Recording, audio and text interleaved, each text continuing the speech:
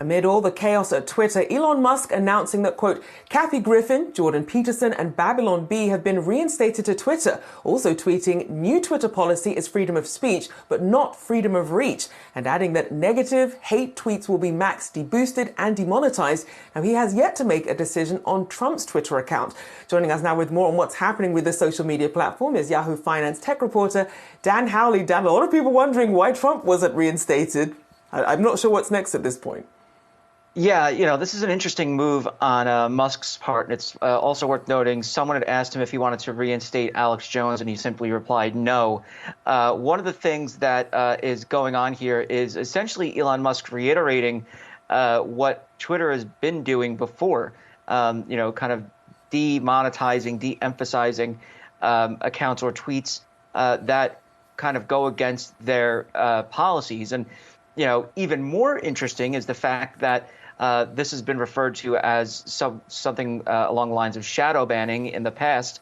And that's exactly what Elon Musk is proposing here. So, this idea of unfettered free speech on the platform doesn't really seem to hold true quite yet. He's talked about in the past setting up a kind of council where they'll discuss free speech and what it means.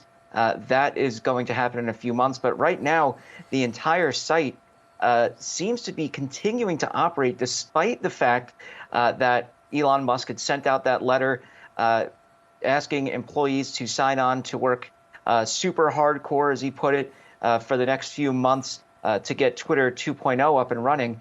And a bunch of people kind of went and said, no, thanks.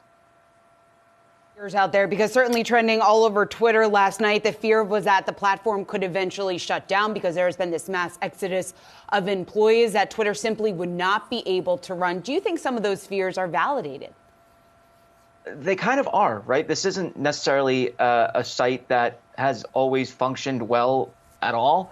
And so now that they cut the staff in half and we had what's reported to be hundreds of people walk out, because they refuse to deal with this demand from Elon Musk, you have to wonder if the site will remain operational. There was some back and forth on Twitter, unconfirmed reports that there's folks who say that the back end of Twitter, the employee version, is starting to slow.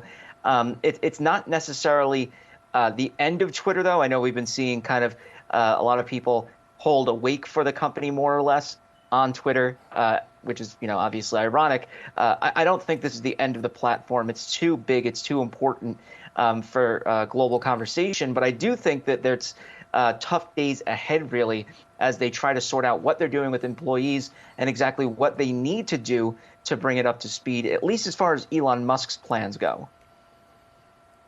We certainly saw RIP Twitter trending on Twitter, as you mentioned there, ironically, as well. Dan Howley, thank you as always.